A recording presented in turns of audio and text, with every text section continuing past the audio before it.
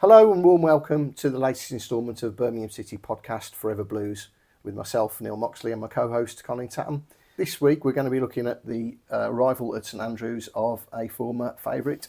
Gary Rowett brings his Oxford United side to our patch. He knows he's a guy that knows the club particularly well, obviously having spent time here as a player and obviously as a manager as well. Before we go into it, just like to say a big thank you to Davison's Law. And if I forget at the end, I'm going to say it now, don't forget to like, follow and subscribe. It does help us out. Many thanks in advance. Right, like I said, Cole, Gary's somebody we both know particularly well. What are your thoughts on him, on his return, and what were your thoughts actually more pertinently before we go into that really, about the sort of sides that he inherited and where he was, and obviously when he took charge of the club. Yeah, just firstly, I mean, when he came as a player, I thought he was outstanding value. Yeah, he's a very, very good player. A real marauding, athletic type of fullback who could also play centre half. He was very good for Blues, and I think it was a shame it ended a little bit sourly for him as a player. And I remember there was an interview he did after a game whereby he was more or less saying that it's not like it was in the brochure. I was expecting a bit more ambition, a bit more players to come in as well, etc., etc. Yeah. Because he was sold a vision. Obviously, Blues didn't have the best of luck in the playoffs around that time, did they? As we know. But yeah, Gary was a very good player for Blues. He really was. I think he's actually probably an underrated player. Yes, I'd agree with that. He possibly didn't get the credit that he deserved throughout his career. But yeah, when he came back, obviously Lee Clark had got the bullet. Malcolm Crosby, Richard Beale had a couple of games as caretakers. And the game that sealed Gary's fate to come here in an odd way was Blues 0, Bournemouth 8. Yeah.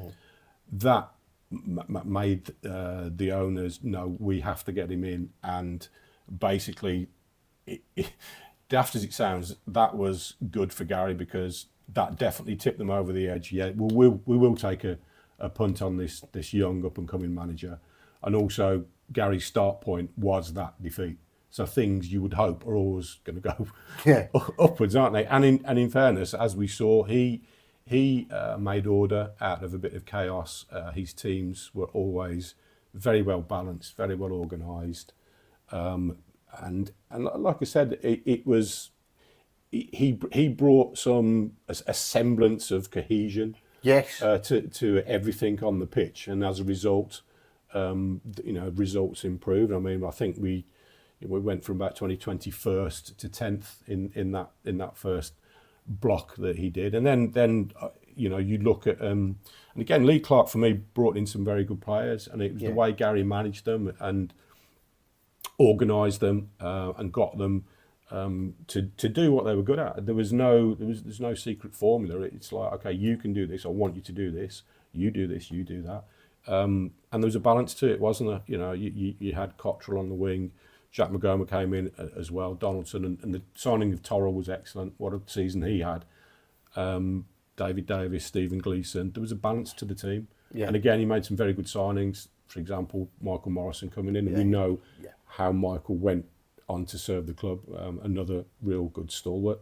So I think it was 10th place finish, another 10th place finish, and Blues were always on that periphery, pushing to get into the playoffs, and maybe the sum was greater than the parts type thing. I mean, I just want to roll back from that. My own sort of memories of Gary is obviously as a player are pretty similar to yours. But I'll never forget the time when he was actually at Leicester. There was a couple of incidents at Leicester, and he was leaving Beaver Drive one morning, and he saw me, and he said, "How you doing?" I said, "I'm all right." And he said, "How are you?" And all the rest of it. He said, and we had a chat, and he left, and he said, when you go into Blues next, I said, "I'll probably go on Friday." He said, when you see Trevor, I went, "Yeah." He said, "Tell him he's still the best finisher at the club." I told Trev, and he was, he wasn't one for false modesty, was he, Trevor? No. Do you know what I mean? And he just absolutely, he loved that. I can still see him beaming from ear to ear when I said I saw Gary on Tuesday, and he said, oh, did he? Yeah, I can imagine Trevor going, yeah, well, I agree with him. Yeah.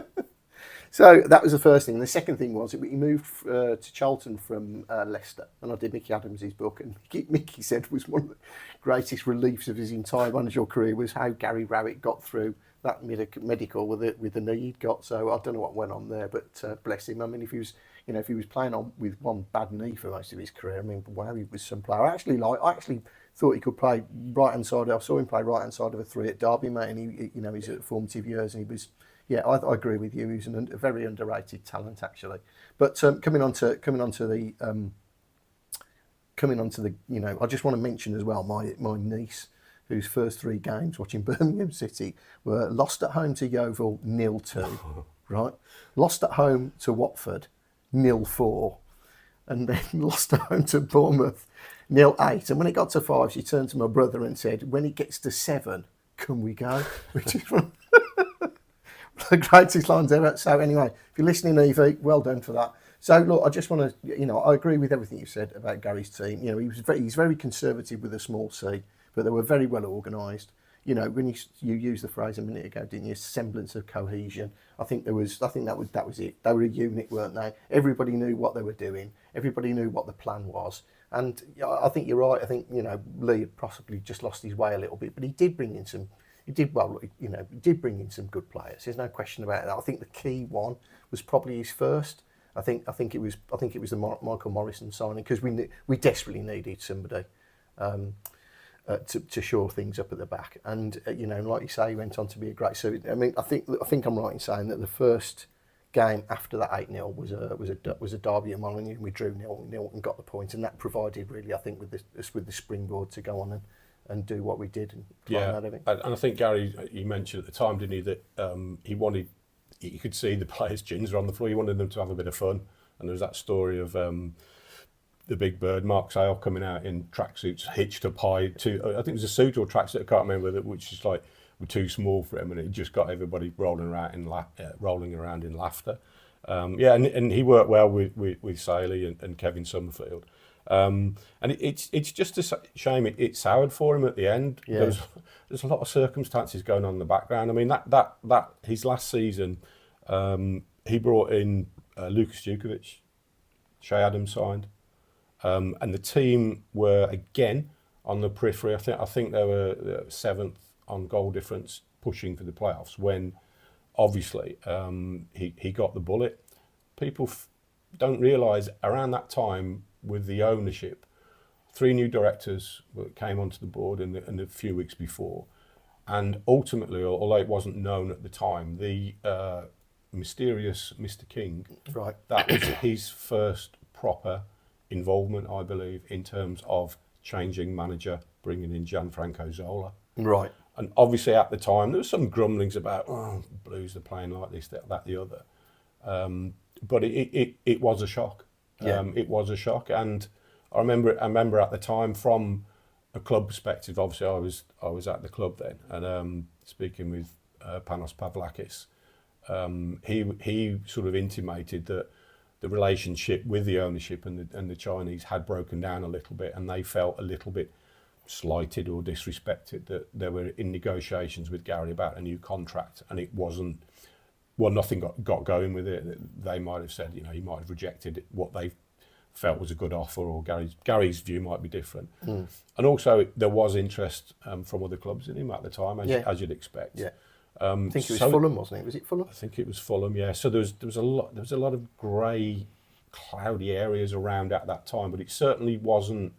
It wasn't all sweetness and light at that time. But again, to make the decision to sack him and straight away bring in Gianfranco Zola, that obviously a huge watershed period in Blues history, as we saw what happened, the events since. And like I said, it was interesting that it's a little bit sour for Gary. And then I remember the Stoke City game when Shay Adams scored right at the death and he was coming off in front of the 4,000 Blues fans. And they were giving him loads of grief and stick.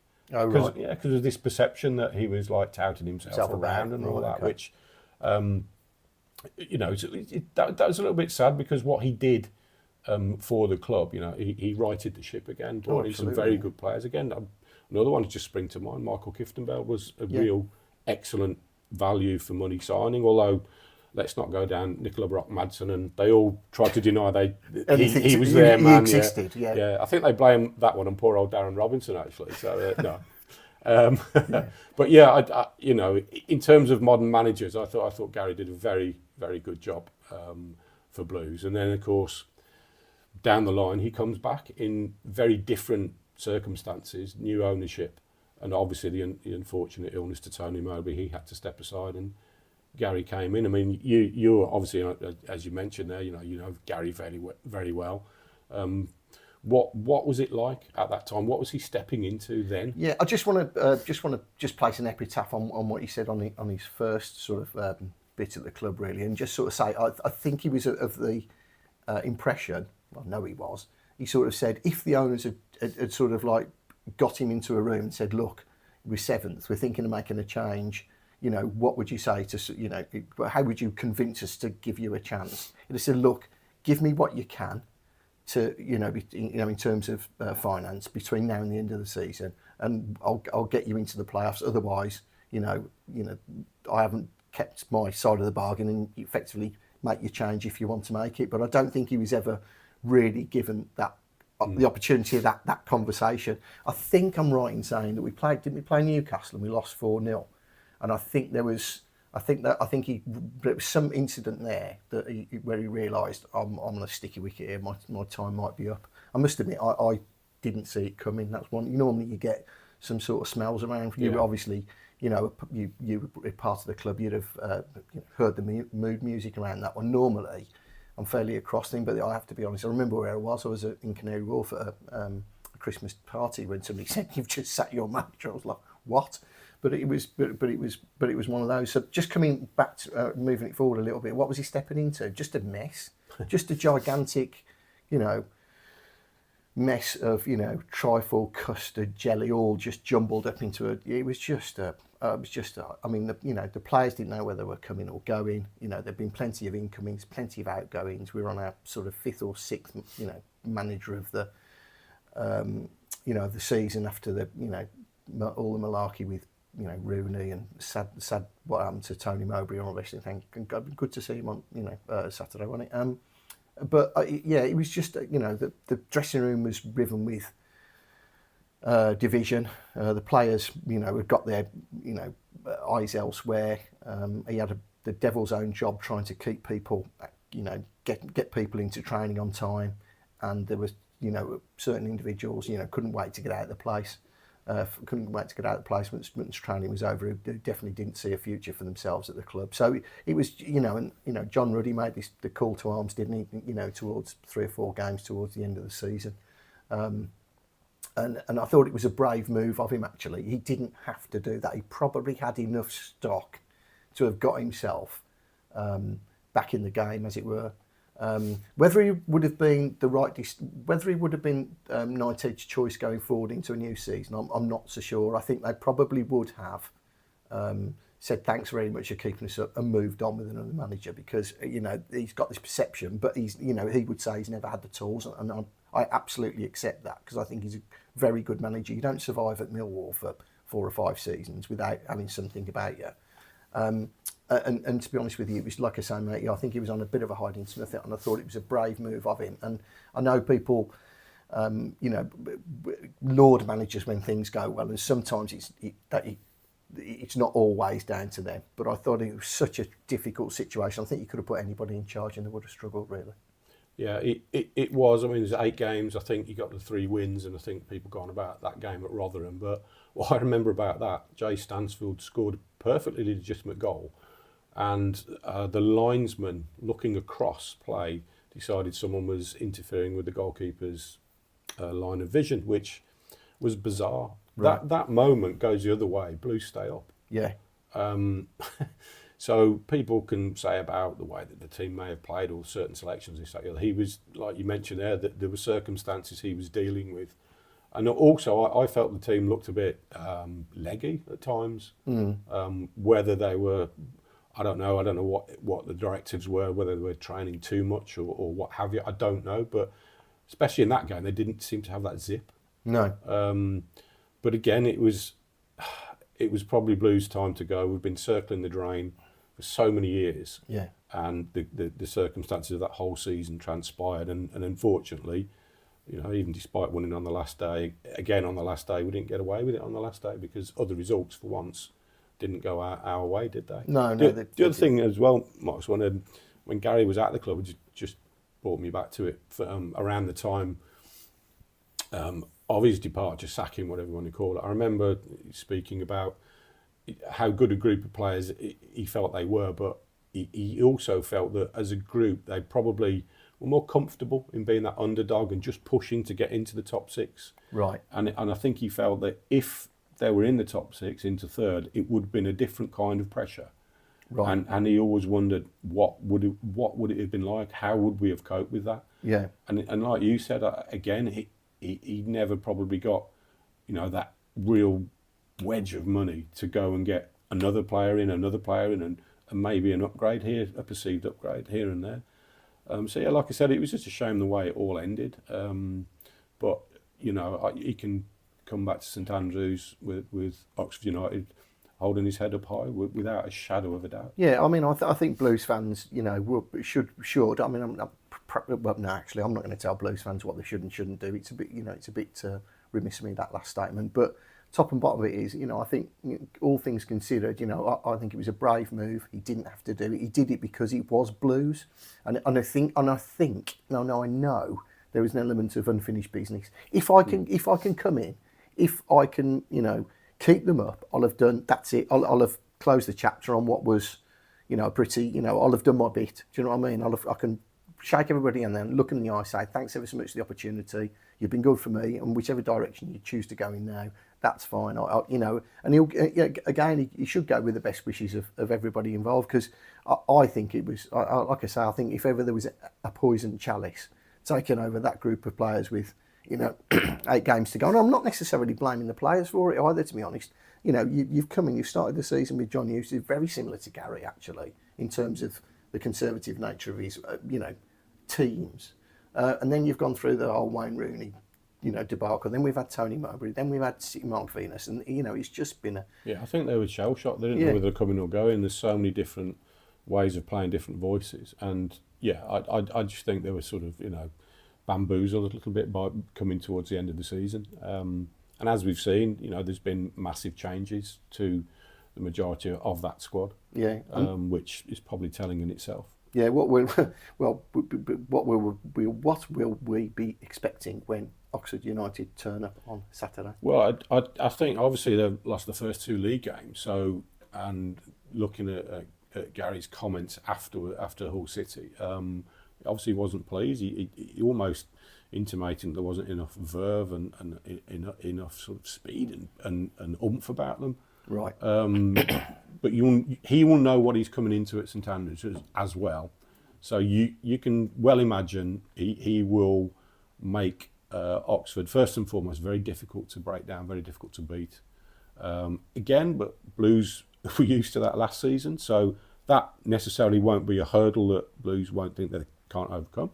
And I think he did switch to a back 5 in part during their last game. Right. So again, it'll be interesting to see how he sets his team up, because they will obviously, Blues will be favourites for this one, but he will know all about what Chris Davies does. He will know Blues' strengths and weaknesses. He's very well organised. He's a very good coach. And they'll try to look to exploit Blues where they can. It'd be interesting to see post-match what his thoughts are on how on the approach. But yeah, it'll be a tough fixture for them. But you do know that he's not wet behind the ears. He knows what he's doing as a manager. And like you said, that the spell at Millwall, for example, again he had a team punching above their weight for a long time. Yeah.